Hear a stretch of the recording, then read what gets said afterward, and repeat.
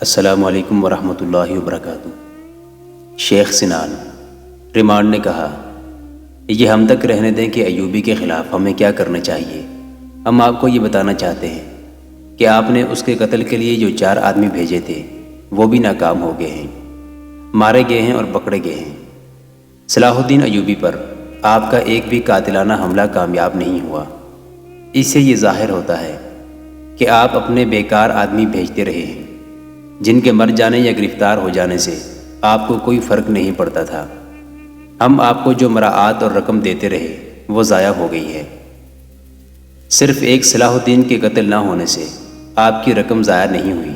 شیخ سنان نے کہا، میں نے مصر میں صلاح الدین ایوبی کی حکومت کے جو 2 حاکم قتل کرائے ہیں انہیں اپنی رقم کے حساب میں رکھیں۔ آپ کے 3 طاقتور مخالف سوڈان میں تھے، انہیں میں نے قبروں میں اتارا اور وہاں آپ کا راستہ صاف کیا ہے۔ صلاح الدین ایوبی کے مخالف مسلمان امراء میں سے جو حلب میں الملک الصالح کے ساتھ تھے، 2 صلاح الدین ایوبی کے حامی ہو گئے تھے۔ آپ کے اشارے پر میں نے انہیں قتل کرایا ہے، اور اب مصر میں حاکموں کے خفیہ قتل کا جو سلسلہ شروع ہوا ہے وہ کس نے شروع کیا ہے؟ کیا آپ اسے بھی ناکام کہیں گے؟ ایوبی کب قتل ہوگا؟ فرانسیسی صلیبی گے افلوزنان نے میز پر مکہ مار کر پوچھا۔ صلاح الدین ایوبی کے قتل کی بات کرو۔ آپ نے نور الدین زنگی کو جو زہر دیا تھا وہ صلاح الدین ایوبی کو کب دو گے؟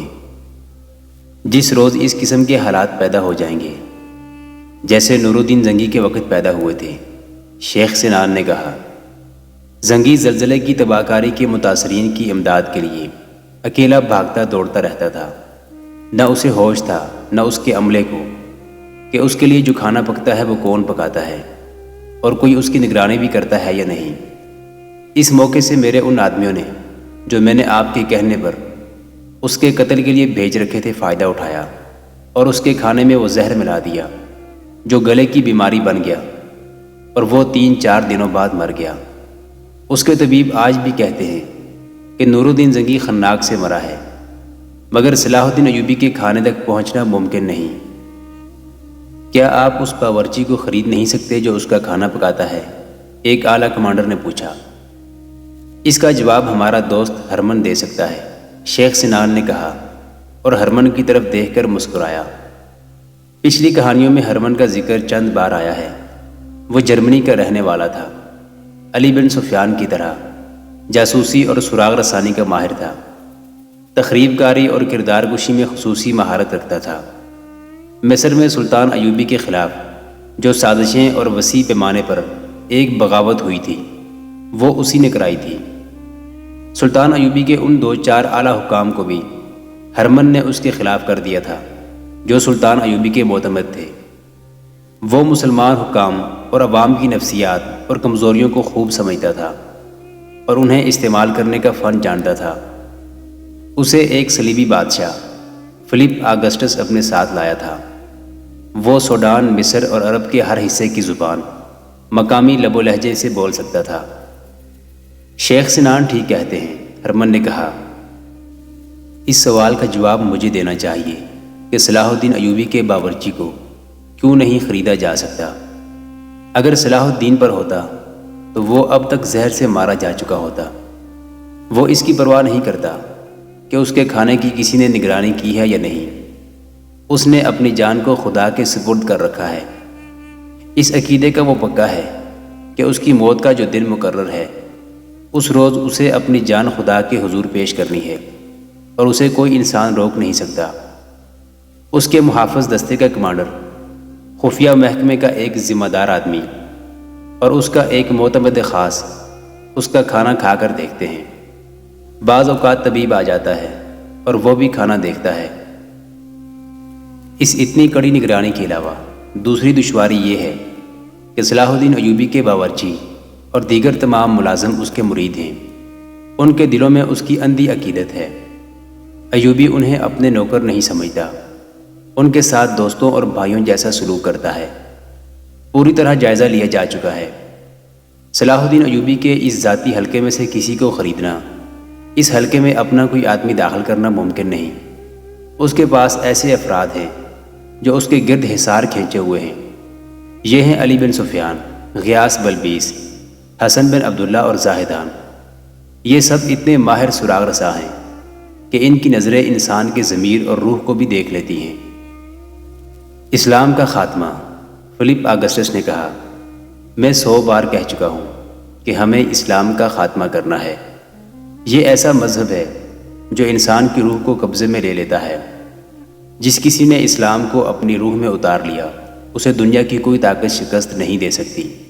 آپ سب نے دیکھ لیا ہے کہ صلاح الدین ایوبی کے گرد جن مسلمانوں کا گھیرا ہے وہ مذہب کے اتنے پکے ہیں کہ تم زر و جواہرات سے اور اتنی خوبصورت لڑکیوں سے ان کا گھیرا توڑ نہیں سکتے۔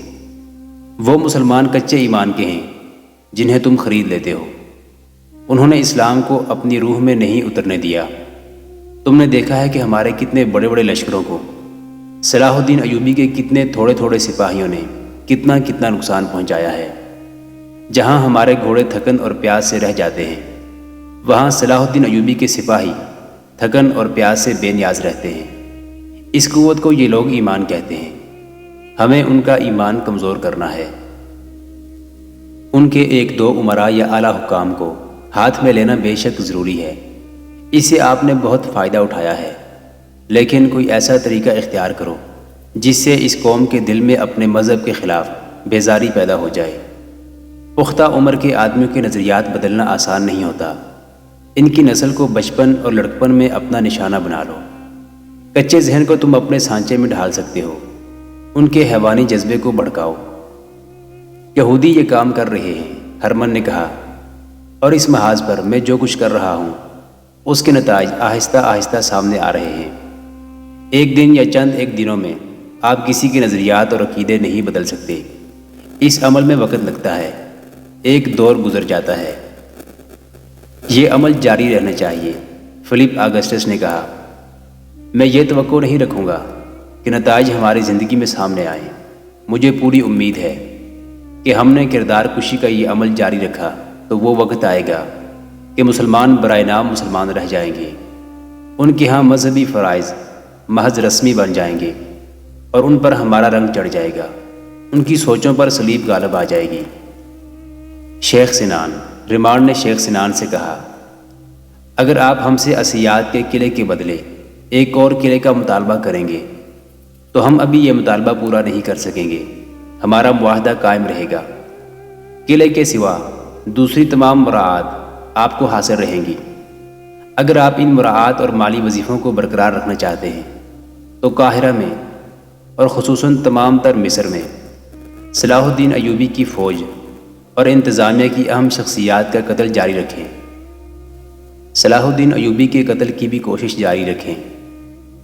صلاح الدین ایوبی کے قتل کے متعلق میں آپ کو صاف الفاظ میں بتا دیتا ہوں کہ میں اس میں اور کوئی آدمی ضائع نہیں کروں گا۔ شیخ سنان نے کہا، اس شخص کا قتل ممکن نظر نہیں آتا۔ میں بڑے قیمتی فدائی ضائع کر چکا ہوں۔ مجھے یہ کہنے کی بھی اجازت دیں کہ سلطان صلاح الدین ایوبی نے مجھے نئی زندگی دی ہے۔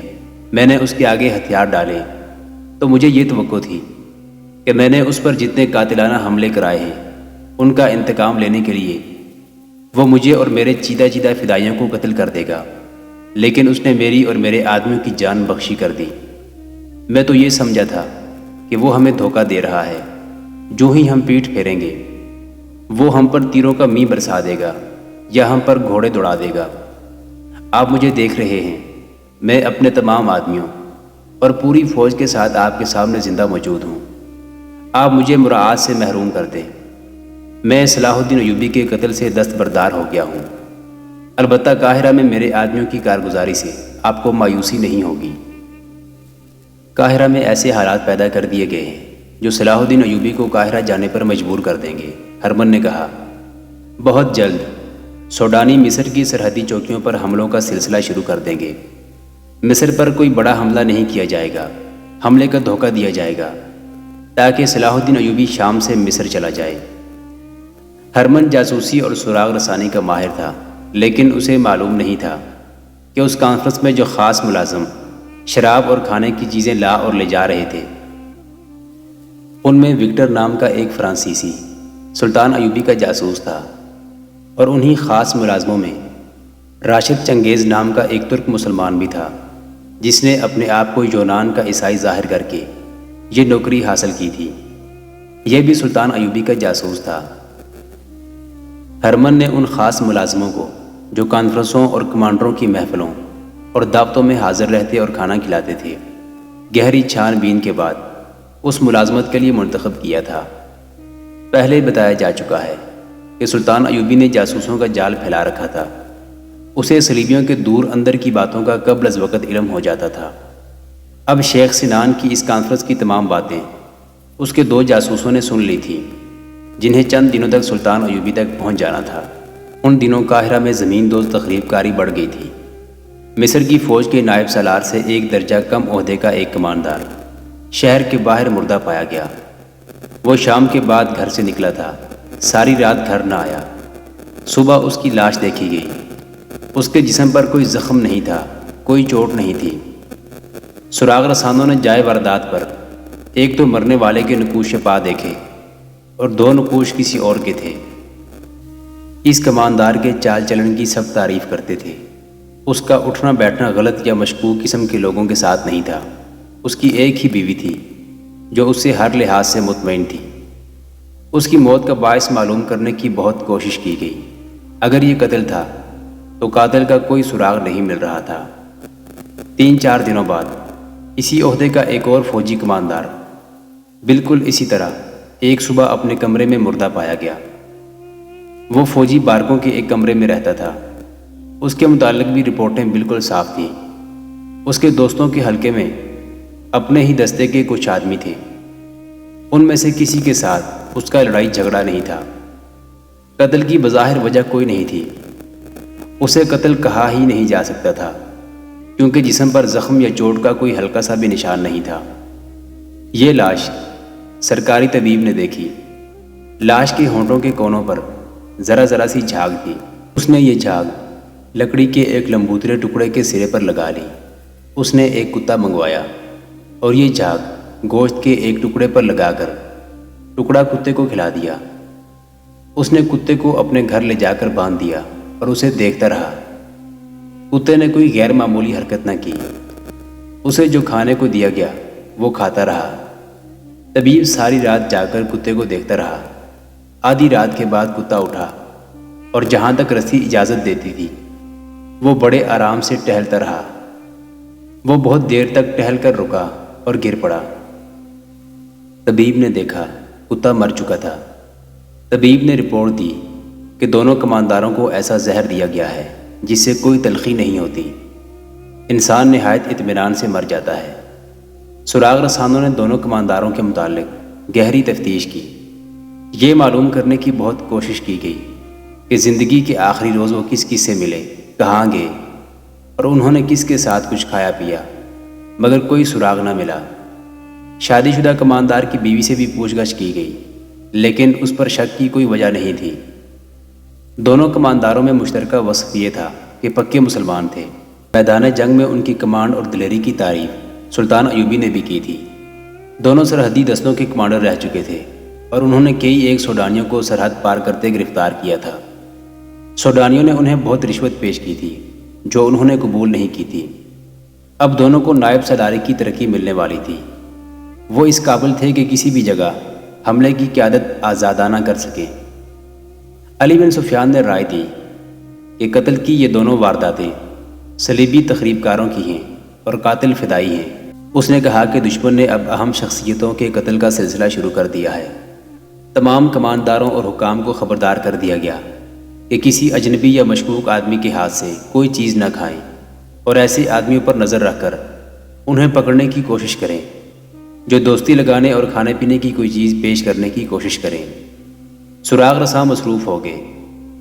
دوسرے کماندار کے قتل کے 7-8 روز بعد ایک رات فوج کے خیموں کو آگ لگ گئی۔ ہزاروں خیمے ایک جگہ لپٹے پڑے تھے۔ ان کے انباروں کے اوپر چھپر تھے۔ وہاں پہرا بھی تھا، پھر بھی آگ لگ گئی۔ یہ آگ تخریب کاری کا نتیجہ تھا۔ وہاں اتفاقیہ آگ لگنے کا کوئی امکان نہیں تھا کیونکہ ان چھپروں کے قریب آگ جلانے کی ممانعت تھی۔ اس کی سختی سے پابندی کی جاتی تھی۔ اس کے علاوہ پر اسرار سے کچھ اور واقعات ہوئے تھے۔ سرحدی دستوں کو اور زیادہ چوکس کر دیا گیا تھا۔ سوڈان کی طرف سرحد کے اندر چوری چھپے آنے والوں کی تعداد اور رفتار بڑھ گئی تھی۔ اس کا اندازہ ان لوگوں کی گرفتاریوں سے ہوتا تھا۔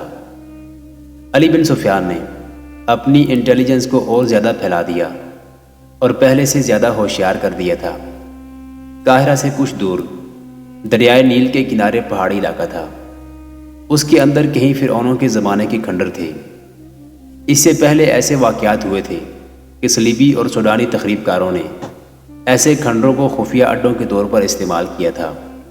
مصر میں ایسے کھنڈروں کی تعداد کچھ کم نہیں تھی۔ اس پہاڑی علاقے کو نظر میں رکھنے کے لیے علی بن سفیان نے اپنے جاسوسوں کو خصوصی ہدایات کے ساتھ مقرر کر رکھا تھا۔ اب کے صلیبی تخریب کاروں نے یہ کامیابی بھی حاصل کر لی تھی کہ انہوں نے 2-3 مہینوں کے عرصے میں علی بن سفیان کے 6-7 جاسوس جو قاہرہ میں مختلف جگہوں پر مختلف بحروپوں میں رہتے تھے غائب کر دیے تھے۔ یہ وہ جاسوس تھے جو صلیبیوں کے جاسوسوں کو پکڑنے کے ماہر تھے، لیکن وہ خود پکڑے گئے یا مارے گئے۔ خطرہ یہ تھا کہ وہ پکڑے گئے تو صلیبی انہیں حشیش کے حوالے کر کے انہیں مصر کی ہی حکومت اور فوج کے خلاف استعمال کریں گے۔ اصل خطرہ تو یہ تھا کہ دشمن کے جاسوسوں نے قاہرہ کے جاسوسوں کو پہچان لیا تھا۔ جاسوسی اور سراغ رسانی کی اس جنگ میں دشمن جیت رہا تھا۔ علی بن سفیان نے اب ذرا اونچے عہدوں کے ایسے جاسوس جو اپنے فن میں خصوصی مہارت رکھتے تھے استعمال کرنے شروع کر دیے تھے۔ ان میں ایک مہدی الحسن تھا جو یروشلم اور تریپولی تک بڑی کامیاب جاسوسی کرتا آیا تھا۔ وہ بہت دلیر اور دانش مند جاسوس تھا۔ علی بن سفیان نے یہ پہاڑی علاقہ اسے دے رکھا تھا۔ اس علاقے کے اندر صرف ایک راستہ تھا، پیچھے دریا اور باقی ہر طرف پہاڑیاں اور چٹانیں بھی تھیں۔ اندرونی علاقے میں سبزہ اور درخت تھے، کہیں کہیں پانی کی جھیلیں بھی تھیں۔ اطلاع ملی تھی کہ اس کے اندر مشکوک سے آدمی آتے جاتے دیکھے گئے ہیں۔ فرعونوں کی کسی عمارت کے کھنڈر سامنے نظر نہیں آتے تھے، کسی نے کبھی دیکھے بھی نہیں تھے، لیکن یہ یقین ضرور تھا کہ اس کو حصار کے اندر فرعونوں نے کچھ نہ کچھ بنایا ضرور تھا جو اب تک موجود ہے۔ بہرحال یہ جگہ ایسی تھی جو تخریب کاروں کا خفیہ اڈہ بننے کے لیے موزوں تھی۔ مہدی الحسن وہاں 1-2 اونٹ اور چند ایک بھیڑ بکریاں لے جا کر صحرائی خانہ بدوش یا گڈریے کے بحروب میں جایا کرتا تھا۔ اس کے جانور ادھر ادھر چرتے چگتے رہتے اور وہ گھومتا پھرتا رہتا تھا۔ اس نے کچھ دور اندر تک علاقہ دیکھا تھا، وہاں اسے کچھ بھی نظر نہیں آیا تھا۔ بہت آگے جا کر ایک پہاڑی ایسی تھی جس کے دامن سے 20-25 فٹ اوپر ایک قدرتی سرنگ کا دھانا تھا۔ مہدی الحسن اس سرنگ کے اندر گیا تھا۔ یہ اتنی اونچی اور فراخ تھی کہ اس میں سے اونٹ گزر سکتا تھا۔ یہ پہاڑی کی طرف تک چلی گئی تھی۔ مہدی الحسن دوسری طرف گیا، وہاں تنگ سی ایک وادی تھی جہاں کوئی اڈا نہیں ہو سکتا تھا۔ سرنگ بہت لمبی تھی، اس کے اندر دائیں بائیں دیواروں میں غاریں سی بنی ہوئی تھی۔ اتنے بڑے بڑے پتھر بھی تھے کہ ایک پتھر کے پیچھے آدمی بیٹھ کر چھپ سکتا تھا۔ اس مصری جاسوس نے علی بن سفیان کو رپورٹ دی تھی کہ وہ جہاں تک جا سکا ہے اسے کوئی مشکوک جگہ نظر نہیں آئی، اور اتنے دن اسے کوئی ایک بھی آدمی اندر جاتا یا باہر آتا دکھائی نہیں دیا۔ علی بن سفیان نے اسے کہا کہ وہ سارا دن وہیں گزارا کرے اور وہ زیادہ اندر تک نہ جایا کرے، کیونکہ پکڑے یا مارے جانے کا خطرہ تھا۔ علی بن سفیان نے اسے یہ بھی کہا کہ کبھی کبھی وہ اونٹ پر سوار ہو کر رات کو بھی چلا جایا کرے۔ اگر کوئی آدمی اسے مل جائے تو اسے بتائے کہ وہ قاہرہ جا رہا ہے، اپنے آپ کو کسان ظاہر کرے۔ اس ہدایت کے تحت مہدی الحسن رات کو بھی وہاں گیا تھا۔ ایک رات اسے کسی کے بھاگتے قدموں کی آواز سنائی دی۔ یہ کوئی جنگلی جانور بھی ہو سکتا تھا اور یہ کوئی انسان بھی ہو سکتا تھا۔ مہدی الحسن آگے نہ گیا، کچھ دیر وہاں رکا رہا، پھر واپس آ گیا۔ وہ دوسرے دن سورج نکلنے سے پہلے 2-3 اونٹ اور بھیڑ بکریاں لے کر وہاں چلا گیا۔ انہیں کھلا چھوڑ کر خود ادھر ادھر گھومنے پھرنے لگا۔ وہاں سبزہ تھا، جھاڑیاں اور گھاس تھی اور جنگلی پودے بھی۔ کچھ آگے جا کر اسے ایک آدمی دکھائی دیا جو زمین پر جھکا ہوا تھا۔ اس نے قیمتی چوگا پہن رکھا تھا اور اس کی لمبی داڑھی تھی، سر پر امامہ بھی قیمتی تھی۔ مہدی الحسن آہستہ آہستہ اس کی طرف چلنے لگا۔ جھکے ہوئے آدمی نے اس کی طرف دیکھا۔ مہدی الحسن نے اپنی چال ڈھال میں جاہلانہ پن نمایاں رکھا اور آہستہ آہستہ اس آدمی کے قریب جا کھڑا ہوا۔ چوگے والے کے ہاتھ میں ایک تھیلا تھا جس میں ہرے پتے بھرے ہوئے تھے اور اس کے دوسرے ہاتھ میں ایک پودے کی ہری شاخ تھی۔ آپ کیا ڈھونڈ رہے ہیں؟ مہدی الحسن نے گنواروں کے سے لہجے میں احمقوں کی طرح ہنس کر پوچھا۔ کوئی چیز گم ہو گئی ہے، میں بھی تلاش کروں؟ میں حکیم ہوں، اس آدمی نے کہا، جڑی بوٹیاں ڈھونڈ رہا ہوں، ان کی دوائیاں بناؤں گا۔ مہدی الحسن نے اس کا چہرہ دیکھ کر پہچان لیا۔ وہ قاہرہ کا حکیم تھا اور خاصی شہرت رکھتا تھا۔ مہدی الحسن نے اس کے اس جواب کو غلط نہ سمجھا کہ وہ جڑی بوٹیاں ڈھونڈ رہا ہے۔ اس علاقے میں جڑی بوٹیاں موجود تھیں۔ حکیم نے اس سے پوچھا کہ وہ یہاں کیا کر رہا ہے۔ اس نے بتایا کہ وہ یہاں سے تھوڑی ہی دور اپنے ایک کنبے کے ساتھ خیمے میں رہتا ہے اور یہاں جانوروں کو چرانے اور پانی پلانے لایا ہے۔ ان بوٹیوں سے آپ کس مرض کی دوائیاں بنائیں گے؟ مہدی الحسن نے پوچھا۔ تم کسی مرض کو نہیں سمجھ سکتے، حکیم نے جواب دیا۔ بعض مرض ایسے ہوتے ہیں کہ مریض کو بھی معلوم نہیں ہوتا کہ اسے کیا ہے۔ یہ حکیم مشہور تھا، دور دور سے اس کے پاس مریض آتے تھے۔ اتفاق سے مہدی الحسن کو یہاں مل گیا۔ یہ انسانی فطرت کی کمزوری ہے کہ انسان پر مرض کا وہم بھی طاری ہو جاتا ہے اور انسان بڑی لمبی عمر کا اور ایسی جسمانی طاقت کا متمنی رہتا ہے جو کبھی کم نہ ہو۔ مہدی الحسن کو شاید معمولی سی کوئی تکلیف تھی۔ اس نے اس کا ذکر حکیم سے کیا۔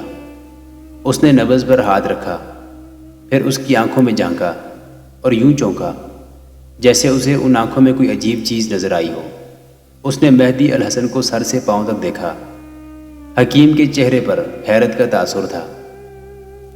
تم میرے دواخانے میں آ سکتے ہو؟ حکیم نے پوچھا۔ شہر میں آ جاؤ، میں بہت غریب آدمی ہوں، مہدی الحسن نے کہا۔ آپ کو پیسے کہاں سے دوں گا؟ تم ابھی میرے ساتھ چلو، حکیم نے کہا۔ میرا اونٹ ادھر چل رہا ہے، تمہارے پاس بھی اونٹ ہے۔ مجھے پیسوں کی ضرورت نہیں، امیر لوگ بہت پیسے دے جاتے ہیں، غریبوں کا علاج مفت کرتا ہوں۔ تمہاری بیماری اس وقت تو معمولی ہے، لیکن یہ اچانک بڑھ جائے گی۔ مجھے کوئی اور شک بھی ہے۔ مہدی الحسن دراصل ڈیوٹی پر تھا۔ معمولی سے مرض کی خاطر وہ ڈیوٹی نہیں چھوڑنا چاہتا تھا۔ اس نے حکیم سے کہا کہ وہ شام کو اس کے دواخانے میں آئے گا، اسے راستہ اور جگہ بتا دے۔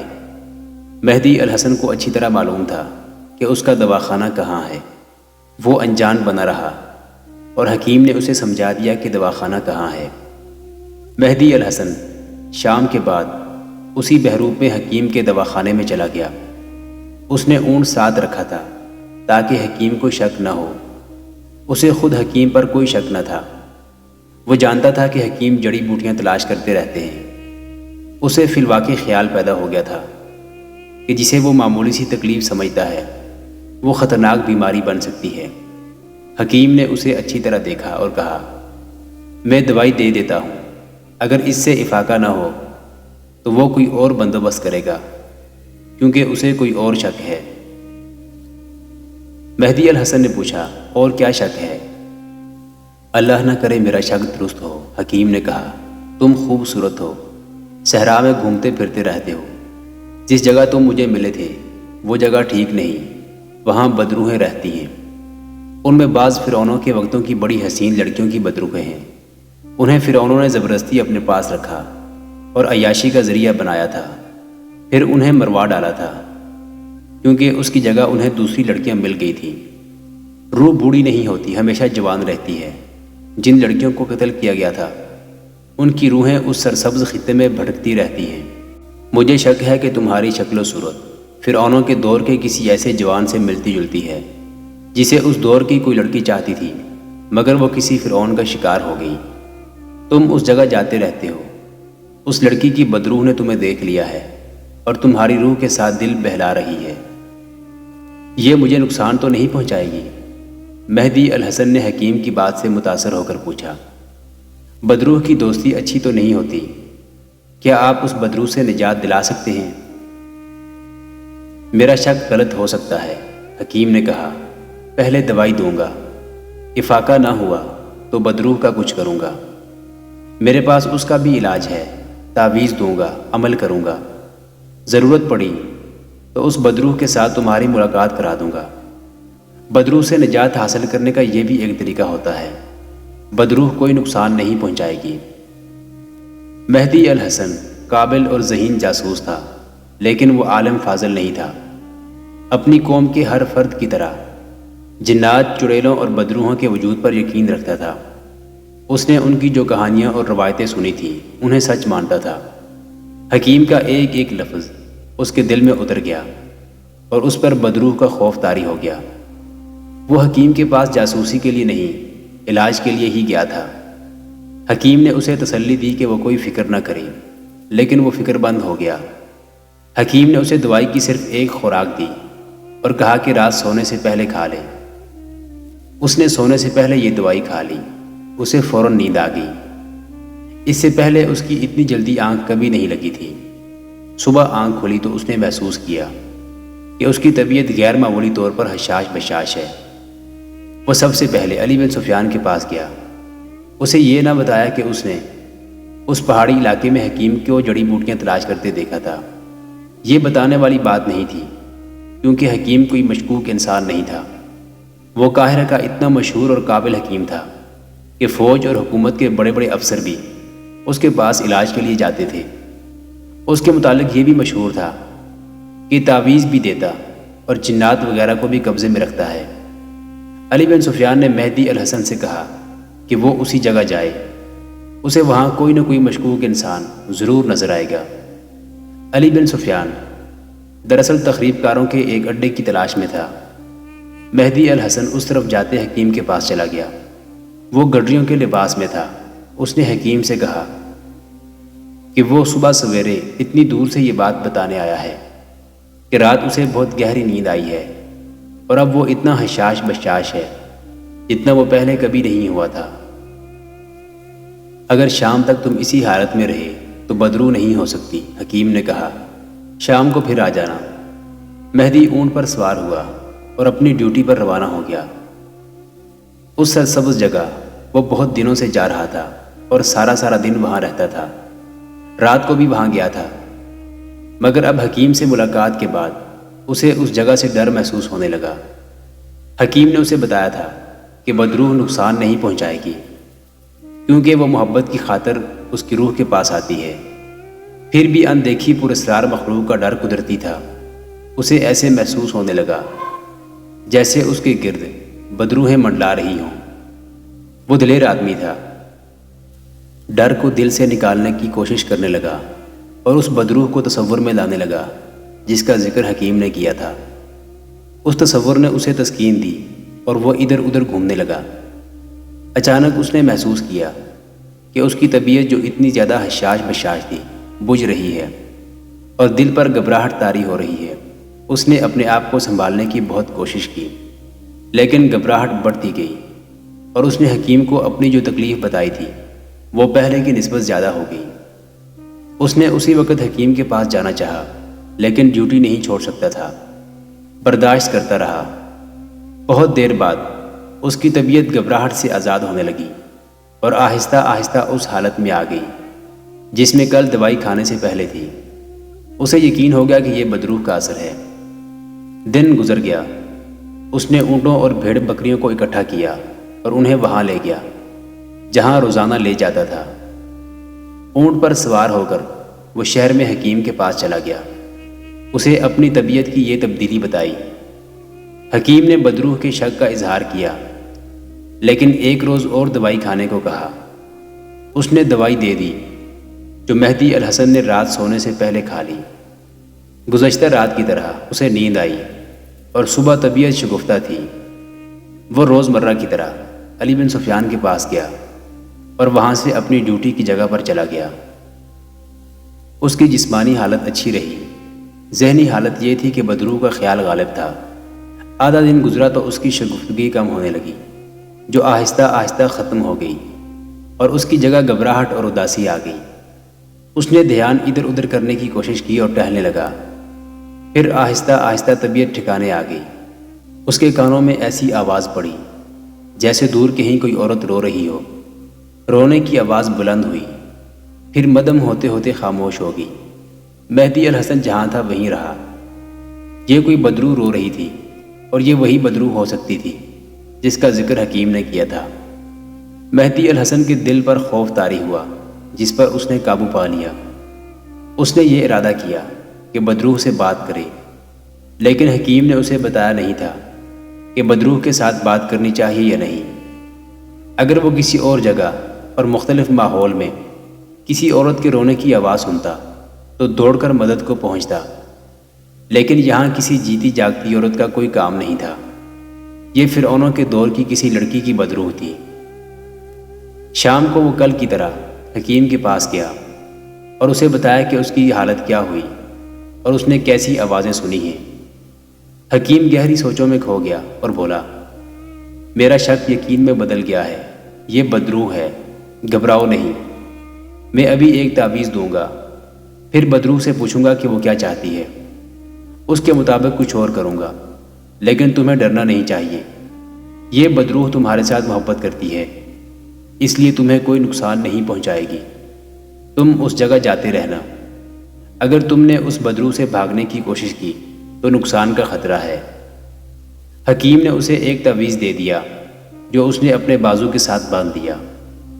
میں رات کو اپنا عمل کروں گا، حکیم نے کہا۔ کل صبح میرے پاس آنا، تمہیں بتاؤں گا کہ بدروح کیا ہے۔ تم نے رونے کی جو آوازیں سنی ہیں وہ اسی بدروح کی ہیں۔ یہ بدروح شیطان نہیں، پھر بھی کوشش کروں گا کہ تمہیں اس سے نجات مل جائے۔ مہدی الحسن دل پر تذبذب اور ہیجان لے کر چلا گیا۔ محترم ناظرین، سلطان صلاح الدین ایوبی کی تاریخ پر مشتمل سیریز دیکھنے کے لیے چینل کو سبسکرائب ضرور کر لیں۔ گزشتہ اقساط دیکھنے کے لیے چینل پر پلے لسٹ کا وزٹ کریں۔ ویڈیو کو لائک اور شیئر ضرور کیجیے۔ آج کی قسط کے بارے میں کمنٹ باکس میں اپنی رائے سے آغاز ضرور کریں۔ اللہ آپ کا حامی و ناصر ہو۔